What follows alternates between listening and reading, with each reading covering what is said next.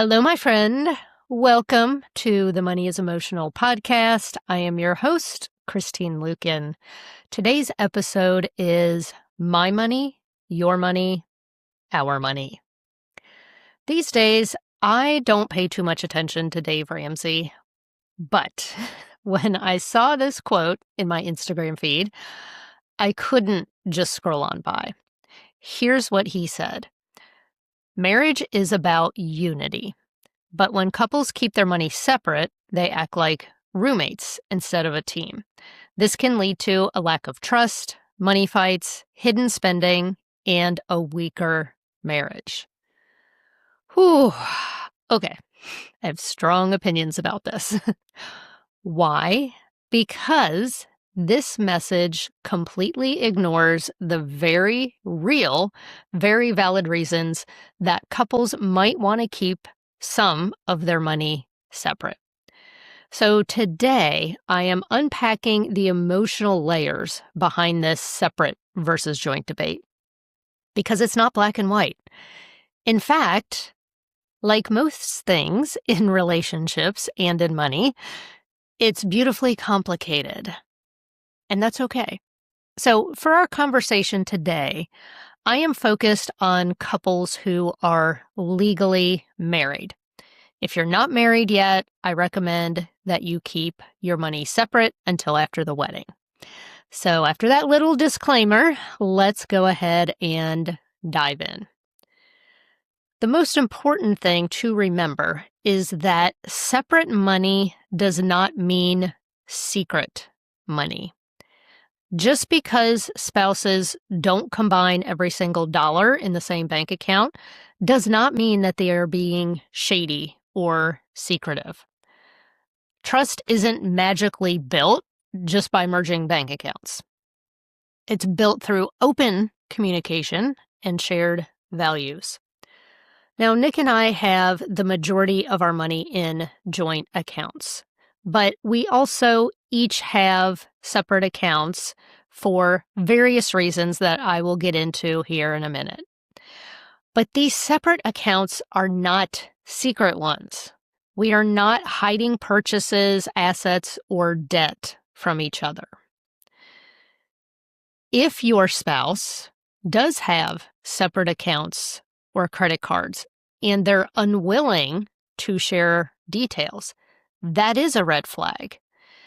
If you find out that your spouse has secret bank accounts or debt, that is a red flag. If they're unwilling to talk about it, that's a red flag. In these instances, I don't recommend a financial coach. I recommend marriage counseling, because secret money is usually a symptom of a deeper problem in the relationship. And if you and your spouse are considering divorce, you might want to check out episode 5 of the Money is Emotional podcast, Is My Spouse Hiding Money from Me?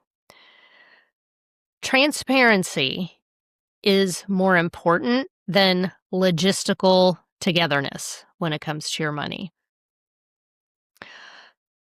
Separate money can actually prevent money fights in your marriage. So Dave seems to think it can cause more. In my experience, when it's done properly, it actually reduces money fights. So when you get married, you're not just combining your funds, you're merging your financial blueprints with your spouse. Your financial blueprint comprises your values, your unconscious thoughts, and feelings about money that influence your behavior. Sometimes it can feel like your spouse has a financial blueprint for a 2-story house and you have one for a ranch house. When this is the case, it can feel like every single purchase decision can turn into a money fight. The antidote for this is separate fun money accounts. So Nick and I each have a separate account for our guilt-free spending money. He can buy his car parts and his fancy electronics. I can add crystals to my collection or book a Mount Shasta retreat. Neither of us has to explain or justify those purchases. As long as there is cash in the account, to pay for it. If we agree on the amount of discretionary spending money, who cares about what the details are? Both of us can see the details if we want to in our personal finance app, so we're not hiding things from each other. I find that separate accounts for fun money vastly reduces the arguments over money with my coaching clients because we each value different things. And let's just say each person gets $300 a month to spend on whatever they want to, because that's what works for their spending plan. One spouse might save up that money for 4 or 5 months and buy something big. The other spouse might blow through that money for fun stuff every single month. And there's no right or wrong when it comes to that, right? As long as we're sticking to that dollar amount, it doesn't matter. So sometimes that can actually be beneficial. Now, when it comes to second marriages or even third marriages, blended families add a lot of complexity to the finances. Combining finances in blended families and step families, it can feel like merging the Addams family with the Brady Bunch. You've got completely different rules, vibes, and expectations colliding in one bank account. Child support, alimony, and step-parent dynamics can make full financial integration messy and sometimes even inappropriate. Having separate accounts can make it easy to track who is contributing what to the household expenses versus fulfilling obligations to kids from previous marriages. It's not about hiding, it's about clarity. And this can actually make things simpler if you need to go back to court for whatever reason to renegotiate spousal or child support agreements in the future, because you have a very clean paper trail when it comes to money coming in and money coming out relative to your kids. And here's the thing, blended family dynamics go way beyond checking accounts and paying for kids' clothes and sports. It's for this reason that I highly recommend discussing your situation with both a financial planner and an estate planning attorney, because you want to make sure that money is directed to each side of the family according to your wishes, both during your lifetime and beyond. So sometimes keeping money separate protects family relationships rather than harming them.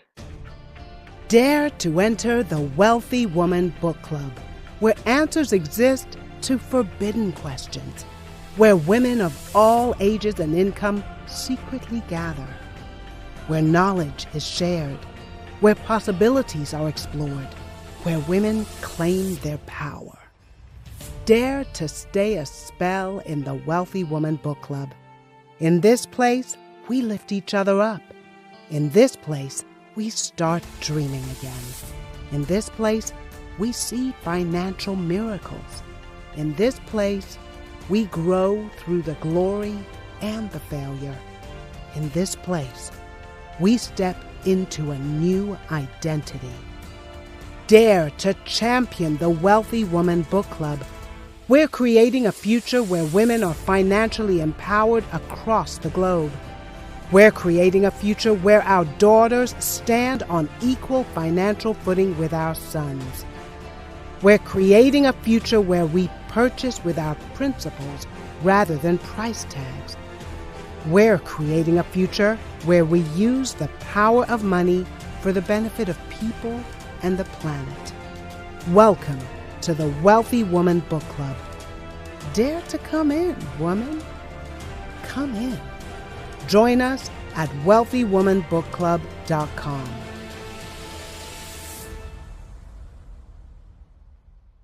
Now, speaking of estate planning, when one spouse brings a significant amount of assets an inheritance or trust accounts into a marriage, keeping them separate isn't just smart.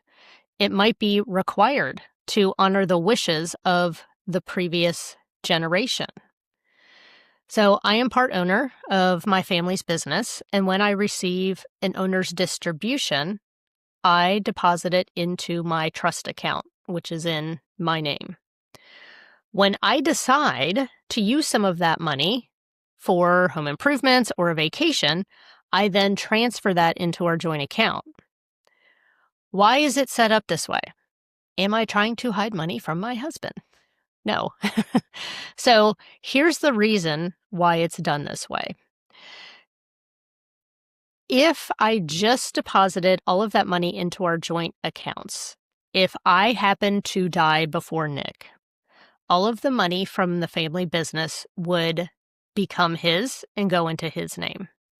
And then when he died, all of that money that was left from the family business would go to his siblings and nephews, not to my side of the family. So this separate account is for estate planning purposes. By setting up this trust account, I ensure that that money stays on my side of the family, going to my nieces, nephews, and my charities of choice. That's not being sneaky. That's being strategic and loving. And here's the other thing. If you or your spouse gets an inheritance while you're married, I strongly suggest that that goes into a separate account for the person who received it. Because in most states, if you receive an inheritance and you keep it in an account in your name, on the off chance that you get divorced, that is not considered a marital asset. It's considered yours. So let's just say, for example, you inherit $500,000 from your Uncle George. If you set up an account in your own name and you pull from it when you need it and transfer it into your joint funds, if 2 years later your spouse decides they want a divorce, they don't get half of what's left. That's all yours. But if when you receive that money, you put that into the joint account, they could divorce you next week and get half that money. So that's something that I always recommend that people do when they inherit money. So if you're involved in a family business or poised to inherit some wealth, it is very important to get solid legal and financial advice to ensure that those assets flow where you intend them to when you pass away. There's another big exception for separate versus together money.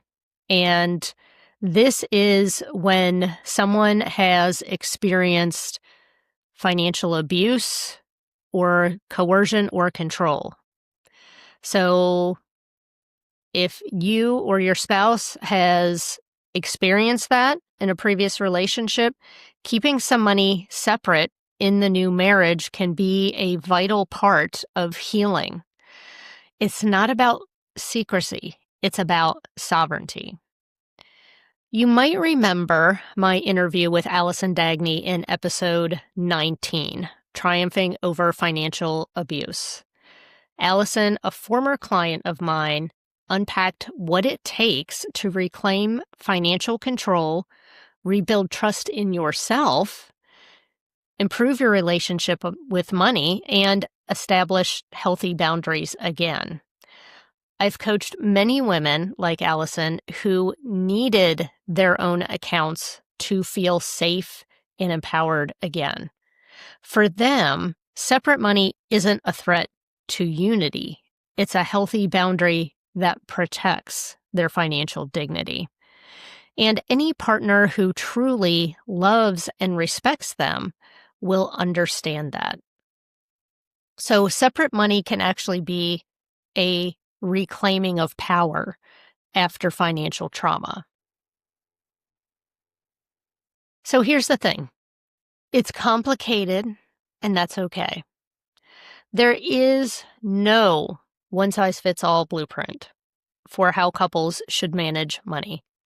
Should it be joint? Should it be separate? Should it be hybrid? Here's the real question.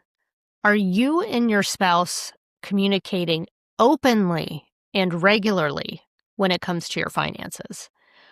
I've coached couples who keep all of their money separate and divide the bills up in a way that feels fair to them.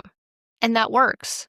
I've coached couples who keep all of their money together and they feel great about that decision. And that works. I've coached numerous couples who use a hybrid approach for money like Nick and I do. And that works. It all works. So, and here's the thing. Sometimes things are going to change and evolve as your financial situation changes and evolves. But what happens when you and your spouse don't agree with each other on how much money you should keep combined versus separate? One-on-one financial dignity coaching is a wonderful way to work through this with someone who is not emotionally attached to your money. That would be me. I help couples navigate both the financial logistics and the emotional undercurrents of managing money together. You know, you and your honey could also read a personal finance book together, like Money is Emotional. This book will spark deep and meaningful conversations about how money can support your happiness rather than stressing you out.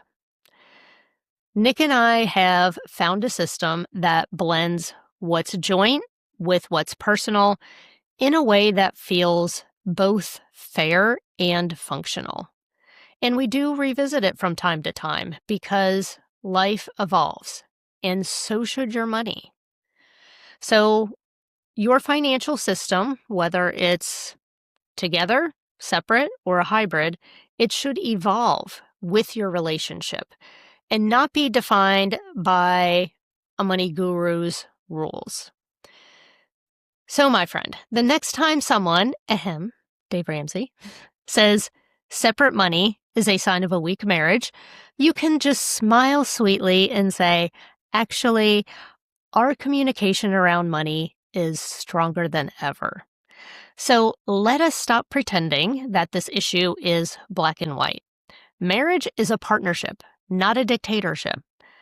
The real key to financial success in a relationship is clarity, communication, mutual respect, and yes, compassion for past money wounds. So whether your money is joint, separate, or a hybrid, it should reflect your values, your goals, and your healing. Do not let a one-size-fits-all money rule define your marriage. You get to write your own rules. Well, my friend, this is where I leave you for today. If this conversation inspired you, please leave us a review. It helps more good-hearted people like you to find the Money is Emotional podcast. And if you're not a subscriber yet, what are you waiting for? Hit the subscribe button so you never miss a dose of financial dignity. Until next time, this is Christine Luken reminding you that you're good enough, you're smart enough, and gosh darn it, people love you, including me. Bye for now.